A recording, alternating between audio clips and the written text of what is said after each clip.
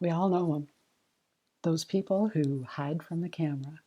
Every time the camera comes out, they suddenly disappear, or they turn their head, or they ditch behind the person sitting next to them, cover their face, whatever. They, for whatever reason, don't want to have their picture taken. Heck, I've even been that person before, if truth be told.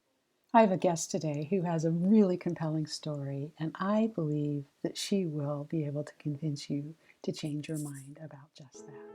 Welcome to Longing for More, where Christians come to strengthen their faith, revive their soul, and learn to live their lives with a sense of fulfillment and peace. Listen each week to learn how to incorporate your faith into your daily activities, stop wandering through life feeling empty and unfulfilled, and begin to live your more. Let's get started. Before I bring my guest on, and I'll be honest, this guest actually was my very first interview when I started the podcast 2 years ago, episode number 3, Embracing Your Beauty with Maupin Barrett. And this whole issue with the COVID and just the whole permeating feeling of death and loss that we've been experiencing really brought to me the fact that it's time to have this conversation again. And I'm going to talk more about it in next week's episode. But what struck me about this conversation and why I wanted to bring it back today was I wasn't at a funeral. I had the experience of a longtime friend passed away, and because of the COVID, we couldn't experience the funeral together as a community as we normally would.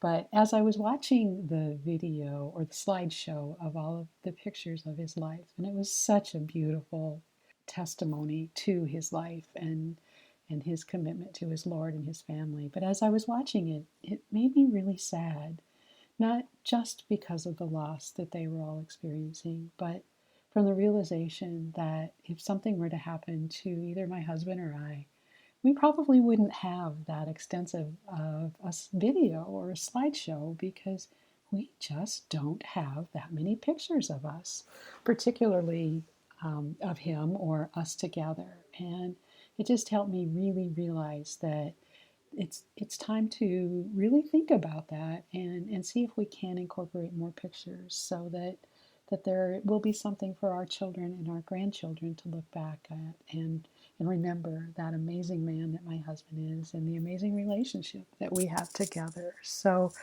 I want to introduce to you my friend Michelle Maupin Barrett. As I said, this is a recording that was done a couple of years ago, but it's every bit as much pertinent to today as it was 2 years ago. As Mother's Day is coming up this weekend, it's really important that we listen to Michelle's message and get those people that we love, get them in front of a camera, get those shots of them so that we have something to remember them by, their very essence of who they are, long, long before they and we are gone. Michelle, will you please share with us your mission to help women to embrace their beauty? Oh, Vana, I would love to. And before I get into that, though, I really want to thank you for inviting me to be on your podcast. Your friendship has just been such a blessing to me, and I'm grateful to be part of your journey. And so, thank you for letting me be here today. Oh, it is completely my honor. Thank you. So, my story is, um, well, we all have a story, right? And so, my story sometimes feels a little tragic when I talk to people about it, and I never intend it to be that way. But let me go back kind of the beginning. I am a professional photographer here in Pierre. My passion is portrait photography, specifically portraits of women. And I've been taking pictures since I was 9 years old. I asked for a camera for my birthday or Christmas about that time, and I've been taking pictures ever since. And even went to college at Black Hill State to study photography. But as we all know, life sometimes happens. And I got married, and 9 months almost to the day later, we had a little girl. And went about trying to make enough money to keep our little family afloat. And it unfortunately didn't involve a camera.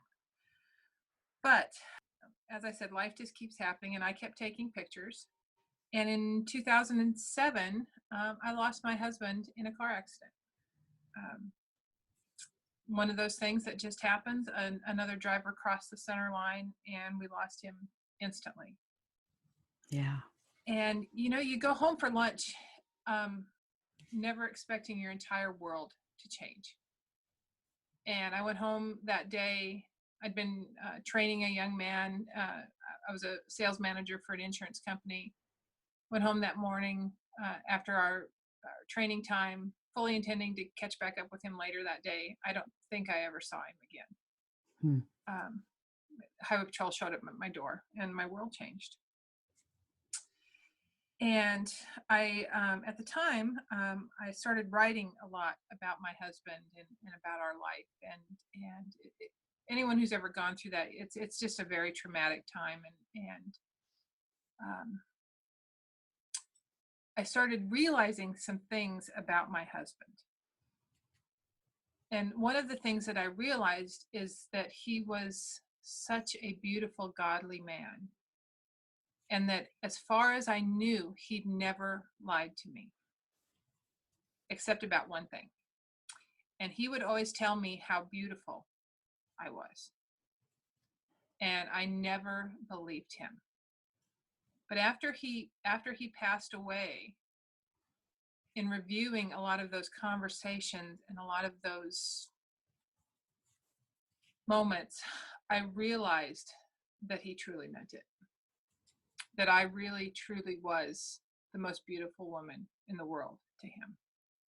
And I never really got to thank him for that. Yet. Because I know where he's at. And right. I know I get to see him again one day. And about the same time, within that same time frame, I read an article by, I think it was Ann Landers or Dear Abby, one of those. And this woman wrote in, and she was talking about her Aunt Peggy. And her Aunt Peggy had passed away. And she said, it's so sad because Aunt Peggy was a little overweight. And so every time someone pointed a camera at her, she either put her hand in front of her face or she turned her face away. And now she's gone, and we have no pictures of her, no good pictures of her. And she said, she was such a beautiful influence on my life, and I have no pictures of her. And she said, Dear Anne, I'm not asking for advice. She goes, I just want you to talk to your readers and just tell them that when someone points a camera at them, to just look at the lens and smile, because someday they won't be here, and that's all we'll have to remember them by. And all of this stuff, Anna, just started stewing in my heart. And I pondered on it, and I thought, I have to do something with this. And so I went out and spent a ridiculous amount of money on a camera and started taking pictures. And in 2011, I moved back to South Dakota. I had been in Oklahoma for many years and decided I was going to be a portrait photographer, going to take pictures. That's what I was going to do. Well, do you remember the part, Vanna, where I said life keeps getting in the way? It always does. It always does. I moved back. I rented a little ranch over by Wall, South Dakota, which is in western South Dakota, and was having a wonderful, wonderful time. And in 2012, my mother was diagnosed with terminal cancer. And I ended up moving back to Pierre, to our hometown. And realized it was time to get really serious about this photography thing. And started investing money in portraits or in what I needed to do to take the portraits, the classes, the gear, that sort of thing. Because in watching my mother, and so this is my story. I told you all that to get to this point. My mother died without any formal portraits ever really being taken of her. I've got some really beautiful pictures of her because I'm a good photographer, but I don't have any formal portraits of her. And I thought, ladies, we need pictures. We need pictures of our mothers. We need pictures of our sisters. We need pictures of our daughters. We need pictures of ourselves, because to someone in this world, we are the most beautiful woman in the world. And Vonna, I'm going to prove that to you right now. Okay. So, how many children do you have? I have 3 children. You have 3 children, and I know you're married, Mm-hmm. and have been for many years. Yep. Very If, blessed. if something were to happen to you today, how would your family react? Yeah. You don't really have to answer that. Yeah, You know I that don't know that I can. Yes, but I know what your point well taken. when our mothers are gone, there's nothing that can ever replace that. When our spouses are gone, there's nothing that can ever really replace that. And the only thing that's left are the memories and the love. And that's what I talk about with my portraiture. When we sit in front of a camera, almost to a woman, when they sit down in my studio, they go, no one can take a good picture of me. You know what? I'll come back and you can take my picture after I lose 20 pounds. You know, I am so ugly. Oh, you know, I I can't do it. These are the excuses that I hear, and I am just as bad as anyone else. I don't really like to have my portrait taken, but I have a young woman that I gave birth to, that I know if something ever happens to me, she will miss me more than life.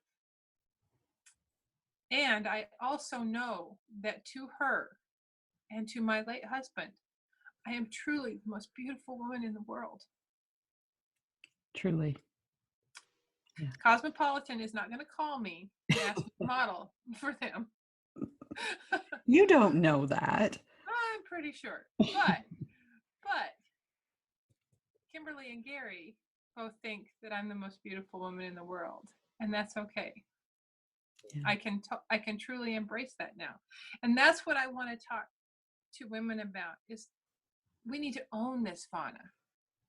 We need to own that those 3 children that you have and that husband that you have truly think you're beautiful. Yeah. And thank you for sharing that beautiful story, Michelle. You know, for those of you who don't know, part of Michelle and my story together is that after we started just visiting about life and our businesses and things like that, I contracted with Michelle to do the photography work so that I could rebrand and update my website. And, you know, at first it was, I'm sure I was probably the most difficult customer she's ever had, because I'm very particular and everything had to be just so. But together, and you know, it's magical. The pictures, when you look at them, there's, you know, she just truly captures the essence, and even with our natural flaws and the things that just make us who we are, she's able to just bring to life. And so, yeah, I encourage people to go check out the pictures, just to see.